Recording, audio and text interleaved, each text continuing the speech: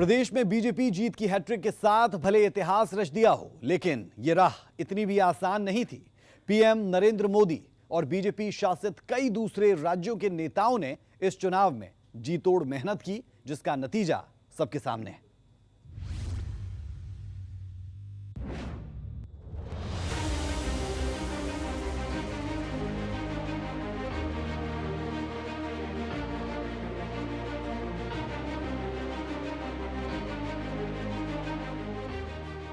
हरियाणा चुनाव की घोषणा के साथ ही छोटी बड़ी रैलियों के जरिए बीजेपी आवाम तक ये पहुंचाने में सफल रही है कि बीजेपी के 10 साल में गरीब, किसान, महिला और युवाओं के हित में काम किया है, जिसकी बदौलत इस बार फिर से बीजेपी की सरकार बनने जा रही है।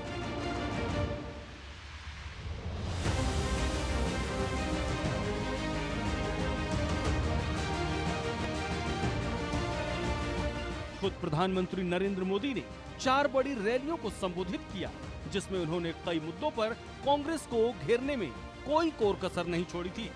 खासकर पिछड़ा, अति पिछड़ा के मुद्दे पर बीजेपी ने कांग्रेस पर खुली जुबान से हमले किए थे। साथियों, इस गुटबाजी के बीच कांग्रेस में दलितों और पिछड़ों के लिए दरवाजे एकदम बंद है। कांग्रेस जानती है कि दलित उसको वोट नहीं देता, इसलिए वो पूरे दलित समाज से नफरत करती है। आप खुद देखिए, कांग्रेस के राज में गोहाना में दलितों पर अत्याचार हुआ, कांग्रेस चुप रही। कांग्रेस के राज में मिर्चपुर कांड हुआ, कांग्रेस चुप रही। कांग्रेस के राज में दलित बेटियों के साथ अत्याचार हुआ, अन्याय हुआ, कांग्रेस चुप रही। आज कांग्रेस का शाही परिवार कह रहा है कि दलितों और पिछड़ों का अमेरिका में जाकर के बोले वो दलितों पिछड़ों का आरक्षण खत्म कर देंगे। कांग्रेस ने दलितों पर जो अत्याचार किया है, उसे दलित समाज कभी भी भूल नहीं सकता। इसलिए मैं हरियाणा में जहां भी गया, मैंने देखा कि कांग्रेस को कोई भी घुसने नहीं देता। एक तरफ प्रधानमंत्री नरेंद्र मोदी कांग्रेस को घेरने में जुटे थे, तो दूसरी ओर बीजेपी के फायर ब्रांड नेता और यूपी के मुख्यमंत्री योगी आदित्यनाथ ने भी कमान संभाल रखी थी। जनसभा के माध्यम से योगी आदित्यनाथ वोटरों को ये बताने में सफल रहे कि हिंदुओं के लिए बीजेपी से बेहतर कोई पार्टी नहीं है। मैं इसीलिए कहता हूं, कांग्रेस ये समस्या का नाम है। देश की जितनी भी समस्या हैं, ये सब कांग्रेस ने दी है।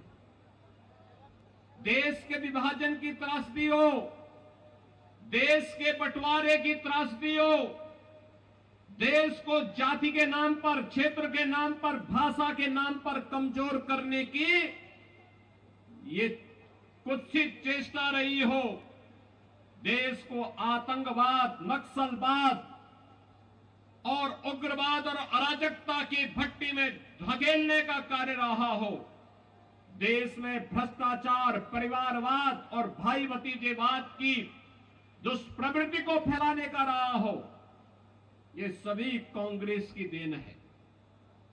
कांग्रेस देश की समस्या का नाम है और दूसरी ओर भारतीय जनता पार्टी समाधान है, समाधान। इसके अलावा रक्षा मंत्री राजनाथ सिंह, गृह मंत्री अमित शाह, नितिन गडकरी, अनुराग ठाकुर समेत कई बड़े नेता जनता के बीच अपनी बात लेकर पहुंचे और चुनाव परिणाम को बीजेपी के पक्ष में करने का काम किया। हरियाणा के किसानों की भूमि औने पौने दाम पर अपने दामाद को देने का काम एक कांग्रेस पार्टी ने किया है। और आज वो किसानों की बात, मैं आपको कहने आया हूं भाइयों बहनों, इतने साल तक कांग्रेस की सरकार चली, इन लोगों की सरकार चली, कभी खर्ची और पर्ची के बगैर नौकरी मिलती थी क्या? जोर से बोलो भैया, मिलती थी क्या? नौकरी चाहिए तो सबसे पहले सिफारिश चाहती थी और साथ में खर्ची भी दलाल ले जाते थे। भाजपा सरकार ने 2 लाख लोगों को खर्ची और पर्ची के बगैर डाकिया के 51 रुपये के सगुन में अपॉइंटमेंट लेटर देने का काम कर दिया है। यहां तक हरियाणा की हमारी सरकार का प्रश्न है, सेवा भाव से, चाहे मनोहर लाल जी खट्टर रहे हो, चाहे हमारे नायब सिंह सैनी हो, सेवा भाव से बहनों भाइयों इन्होंने काम किया। लेकिन कल मैं राहुल गांधी जी का एक स्टेटमेंट देख रहा था। राहुल जी ने कहा कि हमारी पार्टी में कार्यकर्ता टाइगर है, शेर है। मैंने कहा बड़ा खतरनाक है, तब तो बड़ी खतरनाक बात है। भारतीय जनता पार्टी के बारे में मैं कहना चाहूंगा, टाइगर और शेर की जरूरत नहीं है। हम लोगों ने इस संकल्प भाव से किया है, हमारा हर कार्यकर्ता जनता की यदि सेवा करनी है तो सेवक भाव से करेगा, टाइगर और लायन बनकर नहीं करेगा। जनता का रिस्पांस बहुत शानदार है। जनता ने मन बना लिया है कि दलालों दमादों का जलवा जलाल वापस नहीं लाएंगे। दलितों पर अत्याचार की जो प्रयोगशाला कांग्रेस हरियाणा को बनाना चाहती है, ऐसी कांग्रेस को नहीं लाएंगे और जमीनें हड़पने वाली कांग्रेस को नहीं लाएंगे। तीसरी बार कमल का बटन दबाकर फिर भारतीय जनता पार्टी की सरकार बनाएंगे। चुनावी रैली में बीजेपी नेताओं के भाषण सुनने से जाहिर होता है, बीजेपी एक सूत्रीय मंत्र पर काम कर रही थी।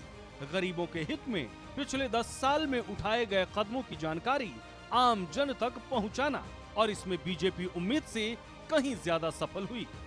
ब्यूरो रिपोर्ट, सूर्या समाचार।